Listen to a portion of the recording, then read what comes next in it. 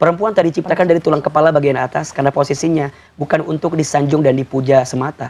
Tapi lebih dari itu, perempuan diciptakan dari rusuk sebelah kiri dekat ke jantung hati. Karena posisinya untuk dicintai dan dihormati.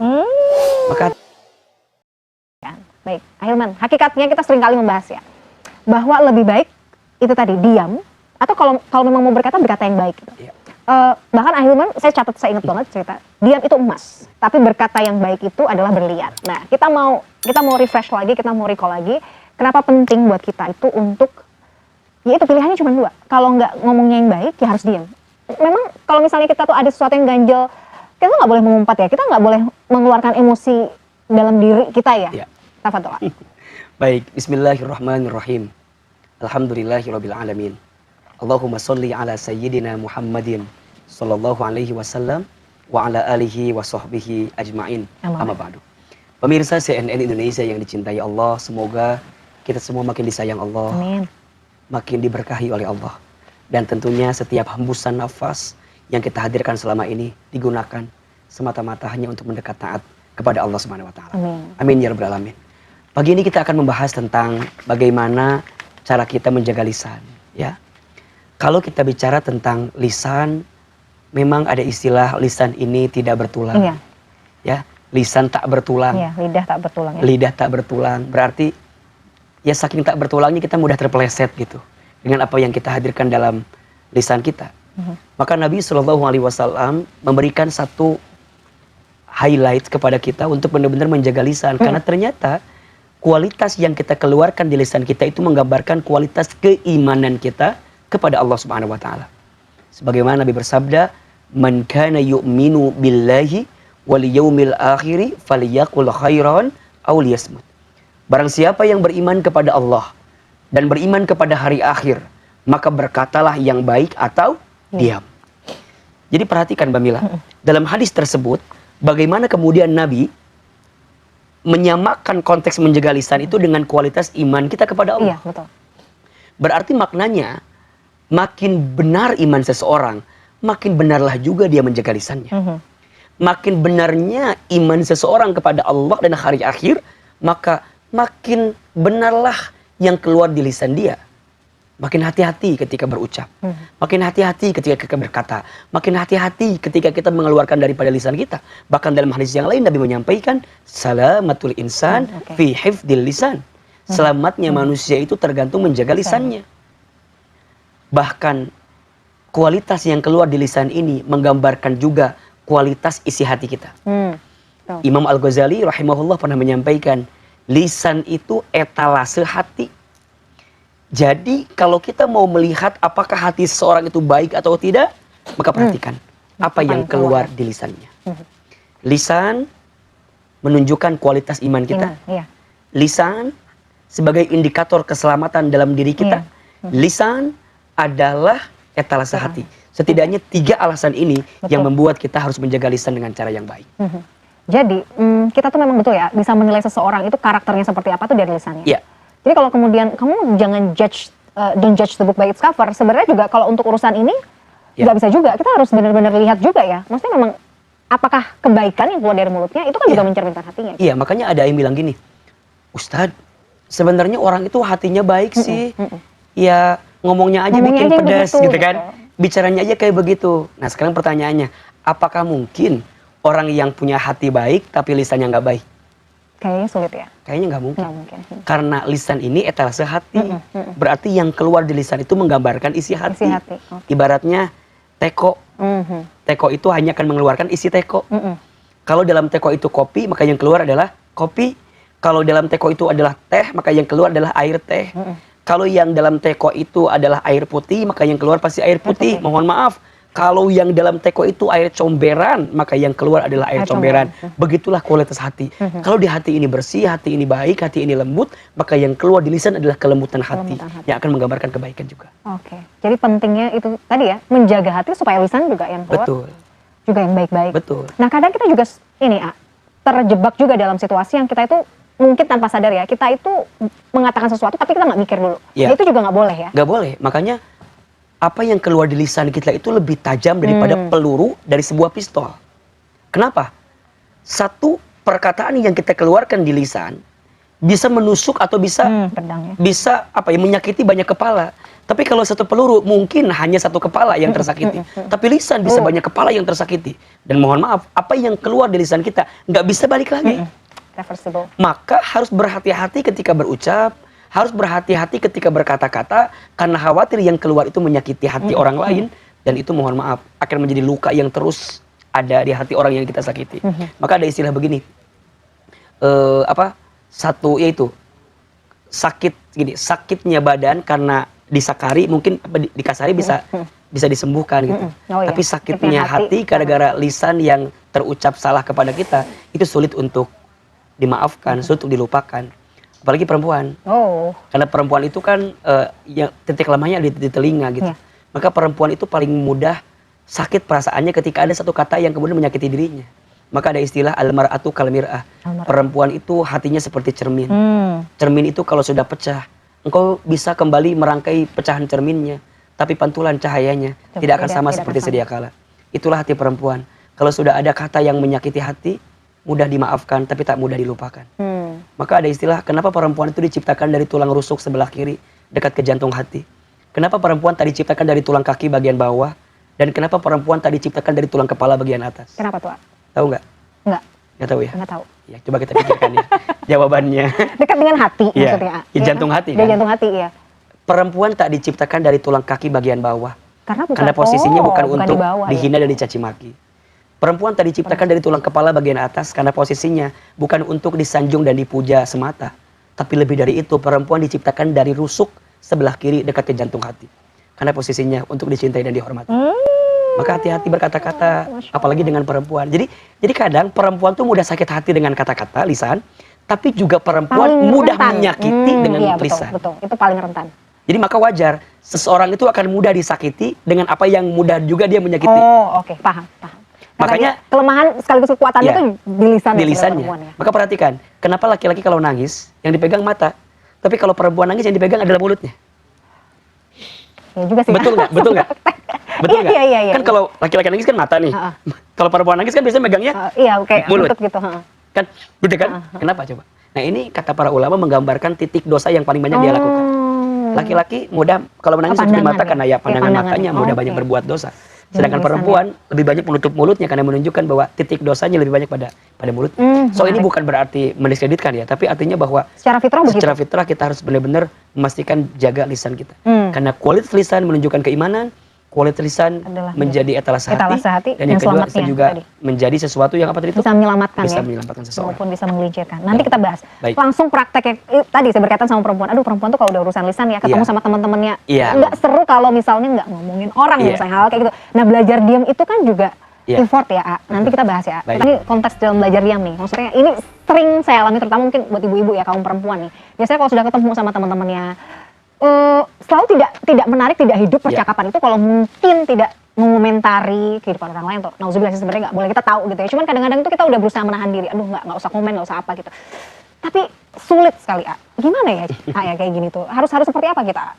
Iya, sebenarnya kan untuk menghindari sikap buruk dalam diri kita, apalagi lisan kita, caranya adalah ya jauhi lingkungan yang akan membawa kita pada perbuatan yang buruk tersebut. Kadang begini ya Mbak Mila, kita tuh udah mau jaga tapi circle kita ini kayak nggak bisa nahan kita untuk menjaga tuh, ya kan? Berarti gimana ya? Udah hindari, jauhi.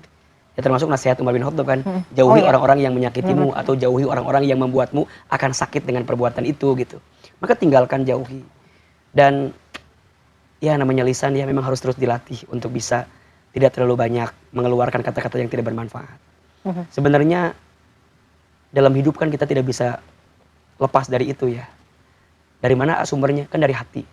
Maka ada sebenarnya di antara beberapa rangkaian yang Islam itu berikan panduan. Satu, tidak boleh prasangka buruk sama orang.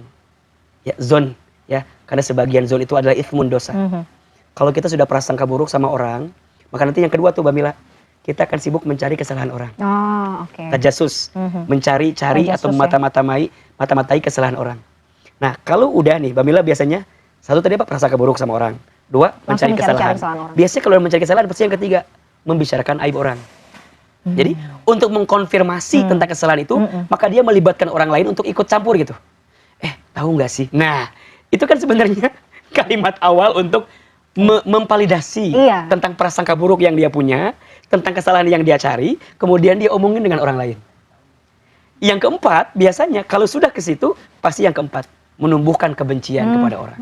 Betul lagi. Udah kalau udah benci, ya udah, orang mau berbuat baik aja tetap aja di mata dia itu benci. Nah, itulah yang tergambar di surat Al-Hujurat ayat 11, 12, 13. Al-Hujurat, oke. Tentang perbuatan-perbuatan yang harus kita hindari. Pertama, suuzon, Suuzon. prasangka buruk. Kalau udah suuzon pasti mencari kesalahan. Kalau sudah mencari kesalahan berarti ngomongin kesalahannya. Dan kalau sudah ngomongin kesalahannya berarti akan membenci orang tersebut. Jadi ternyata dari lisan tuh ujungnya bisa banyak ya. Makanya harus benar-benar hati-hati karena betul ya tadi ya. betul. Lisan itu yang kemudian bisa membawa kita ya Betul. ke surga atau ke neraka Neraka. tadi. Maka bicaralah yang baik. Artinya baik itu Oke. baik dalam pandangan Allah dan baik dalam pandangan orang yang diajak kita komunikasi. Nah, misalnya dalam kondisi tadi nih, ada teman-teman kita lagi ngomongin teman yang lain Iya, gitu. Si ini si fulanah nih begini begitu. Nah, aduh, kita nggak mau terbawa Ikutan. arus gitu. Kita boleh kemudian menceritakan kebaikan-kebaikannya dia nggak Boleh. sebagai bagian dari kita. Contoh begini. Ikhtiar kita gitu. Kan ada untuk- sikap-sikapnya. Heeh. Pertama, kalau kita melihat sebuah kemungkaran, Mm-mm. maka rubahlah dengan tangan. Oke. Ya, kalau tidak bisa rubahlah dengan lisan. Lisan. Kalau tidak bisa rubahlah dengan hati. Ya, maksudnya ya engkau menghindari itu gitu maksudnya. Mm-mm. Tangan, ya engkau rubah, engkau pisahkan orang yang sedang ngegibah itu. Mm-mm. Bedain circle-nya, Iya. jauhin keadaannya. Ya, jangan lagi bikin dia itu gabung lagi. Kalau gabung lagi pasti akan ngobrol lagi. Gitu lagi. Nah, yang ketiga lisan, ya kamu tegur. Jangan ngomongin dia begitu. Nah, kalau nggak cukup dengan itu, kamu ceritakan bahwa ada yang baik juga tentang dia daripada apa yang kita bicarakan buruk. Nah, yang lucu kan kadang tidak sampai punya kekuatan buat itu. Iya. Ketika orang membicarakan, misalnya di Bamila berenam, berlima ngomongin orang itu, Bamila mau datang dengan segala bentuk pahlawannya. Iya. Tahu banget. Udah, Mil, lo nggak usah sok tahu deh, kita lebih tahu berlima kan. Tapi kan, udah Ya, lalu ada. dengerin aja misalnya kayak gitu. Nah, Jadi kan Akhirnya- susah gitu. Oke. Maka Iya. kadang menghindari keadaan yang tidak baik itu lebih baik daripada kita mengkonfrontir yang tidak baik Nah, itu. oke. Karena kan susah. Terus gimana ya kalau tetap susah juga ya Ya udah, udah cabut aja. di hati ingkari bahwa itu nggak baik. Oke. Cari kesibukan sendiri, main handphone Ya. kayak atau apa gitu. Karena Dan biasanya orang itu yang sibuk membicarakan aib orang karena dia tidak sibuk melihat aib dirinya sendiri. Dan biasanya orang yang membicarakan aib orang itu karena memang orang itu nggak ada kan. iya. Karena kalau ngomongin di depannya bukan Nggak ngomongin mungkin aib sih, orang nggak itu. mungkin sih. Itu menghina sih di depan mah ya. Aduh. Jadi dia menghindari pasti. Terus gimana berarti? Nah, Tapi kita harus jaga berarti. tapi kadang-kadang tuh ya itu juga ini juga self reminder sih buat saya. Kadang-kadang tuh orang tuh jadi kenapa menganggap remeh ya urusan gibah itu. Kadang malah jadi lelucon gitu loh, Iya. gitu. Makanya hati-hati juga nasihat Mbak Mila. Buat saya. Kalau kamu melihat seseorang yang mudah membicarakan orang lain di depanmu, harus hati-hati. Boleh jadi ketika engkau tidak ada, dia pun begitu mudah membicarakan tentang aibmu di depan orang lain. Udah hati-hati lah ya. Jadi Mbak Mila nih, Gitu. ketemu sama orang yang hobinya ngomongin orang lain di depan Mbak Mila. Berpotensi ketika dia sudah atau sedang tidak dengan Mbak Mila, boleh jadi dia akan membicarakan Mbak Mila di depan orang lain. Karena menurut saya itu memang toksik penyakit. Banget sih. Orang yang suka ngomongin orang tuh penyakit yang memang harus segera disembuhkan. Dan memang pilihannya emang harus menjauh, menjaga jarak. Menjaga Karena kalau jarak. kita masih tetap, oh enggak saya mau belajar, saya bisa kok bertahan. Iya. Aduh kayak sulit deh. Sulit. Sulit saudara. Oke. Sulit saudari-saudara. Iya. Yang juga tidak kalah ini ya penting ya soal mengumpat ya. Kadang Mengumpat, tuh menghina. kita tuh nggak sadar gitu. Apa-apa ngeluh ngumpat sesuatu yang kita lagi serempet gitu misalnya di jalan, ngumpat lah Iya, gitu. iya. Tanpa sadar gitu loh. Terus misalnya ada sesuatu yang nggak enak, segala rupa hal-hal yang nggak enak sama kita itu responnya selalu begitu Iya. mengumpat. Nah itu kan juga Ya, itu kan sebenarnya otak juga lisan menunjukkan kualitas isi hati yang tercermin daripada kualitas yang keluar di lisan kita. Maka bagaimana Islam mengajarkan kita untuk terus menjaga lisan dengan berzikir agar semua tragedi dan kejadian yang terjadi itu membuat kita kembali ke Allah. Dikasih nikmat, apa kalimatnya? Alhamdulillah. Jadi yang keluar bukan ini gara-gara saya. Yang keluar bukan gara-gara ini usaha saya, bukan. Semua nikmat yang terjadi ini karena Allah. Maka yang keluar pujian kepada Allah. Alhamdulillah. Dikasih ujian, dikasih musibah, tidak menyalahkan Allah. Ya Allah, kenapa engkau menimpakan aku seperti ini? Tidak. Orang beriman akan keluar kalimatnya, Inna lillahi wa inna ilaihi raji'un. Ketika melihat yang mempesona, tidak terpesona dengan keindahan itu, tapi membuat dia terpesona kepada Allah yang menciptakan keindahan itu. Apa kalimatnya? Masya Allah. Oke. Melihat yang kurang baik, tidak menghina yang kurang baik itu. Karena yang kurang baik juga itu pasti izin Allah adanya. Maka tetap yang keluar adalah kalimat Allah, subhanallah. Ketika berbuat dosa, astagfirullah. Ketika berjanji, insya Allah. Jadi semua yang keluar di lisan kembalikan ke Allah. Ini perlu riyadhah, perlu latihan. Itu yang memagari kita sebenarnya. Itu yang memagari kita. Dan kalau kita keluar di lisan kita dengan kalimat-kalimat zikir tadi, berpahala yang keluar di lisan. Nah sekarang mohon maaf, pemirsa, lebih banyak keluar alhamdulillah atau lebih banyak keluar lahnya? Aduh gitu. Makanya orang itu kejadiannya sama, responnya beda. Hasilnya pasti beda. Beda nggak? Beda. Kejadiannya sama. Contoh, ada 2 orang. Dia berangkat dari Bekasi ke Jakarta. Setiap pagi, macet. Misalnya. Yang satu, ketika macet itu, nyalain tipnya, nyalain CD-nya, dengerin murotal. Dari Bekasi ke Jakarta, selama macet dia dengerin apa? Murotal Al-Quran. Tapi ada yang kedua, selama macet dia menggerutu, dia mengumpat, dia marah-marah, bahkan menyalahkan pemerintah, segala macam. Iya kan? Mengalami itu sih sebenarnya di fase itu. Kenapa sih macet banget sih? Iya. Padahal udah biasa kan tiap hari juga macet. Pertanyaannya, 10 tahun yang akan datang, kualitas orang pertama dengan orang kedua sama atau beda? Beda. Orang pertama 10 tahun hafal 10 juz. Orang yang kedua 10 tahun makin sibuk dengan marah, makan izin. Sering marah, cepat menimbulkan efek kerutan di wajahnya. Stroke lagi jadi. Mohon maaf. Jadi karena iya. Satu kejadian sama, energinya responnya beda, hasilnya beda.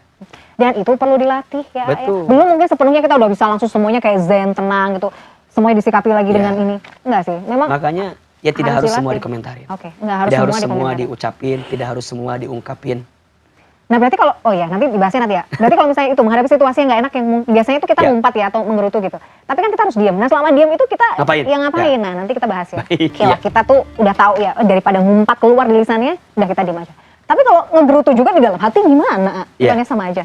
Ada nasihat dari Nabi agar kita bisa mengendalikan amarah. Mengendalikan marah atau menggerutu di hati kita. 1, baca ta'awudz. A'udzubillahi minasyaitonirrajim.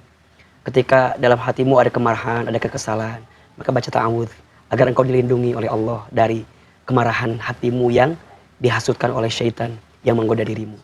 Yang kedua, ambil air wudhu. Ya, syaitan itu tercipta dari api. Dan api itu akan padam dengan air. Maka air wudhu adalah salah satu cara agar kita bisa melembutkan hati. Bahkan kalau mau lebih adem ya mandi aja sekalian gitu. Wow, iya sih. Dia sekalian ya. Oke lah, untuk kesel ya Allah. Udah wudhu, mandi wudhu gitu. Dan yang ketiga, ubah posisi. Ya. Ketika engkau masih marah ketika berdiri, maka engkau duduk. Ketika duduk masih marah, maka engkau berbaring. Ya, dalam bahasa lain ya istirahatkan hatimu, tidur gitu. Barangkali setelah bangun kau akan jauh lebih tenang gitu. Nah, baru nanti yang keempat, caranya adalah ingat-ingatlah pahala yang Allah siapkan bagi orang yang pandai menahan marah itu. Sehingga tidak keluar dari lisanmu kata-kata yang buruk.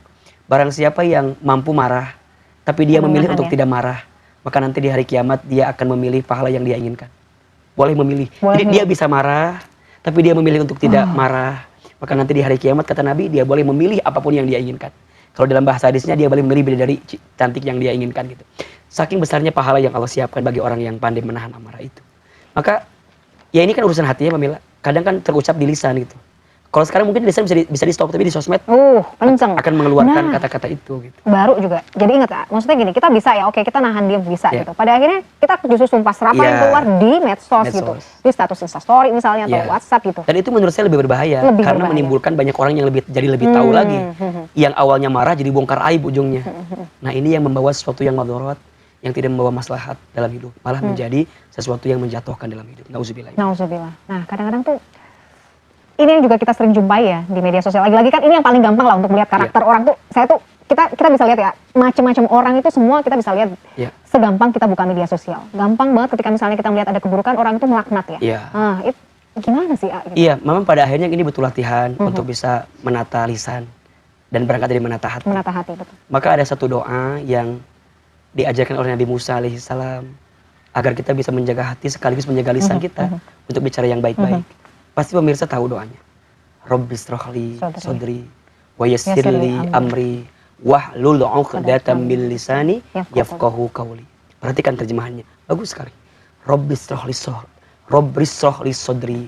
Rabbi shrahli sadri, ya Allah, lapangkan dadaku. Jadi yang diminta pertama itu apa? Hati ya, lapangkan hati dulu. Wa yassirli amri, dan mudahkan urusanku. Jadi kalau hati udah lapang, urusan itu jadi tenang gitu ya.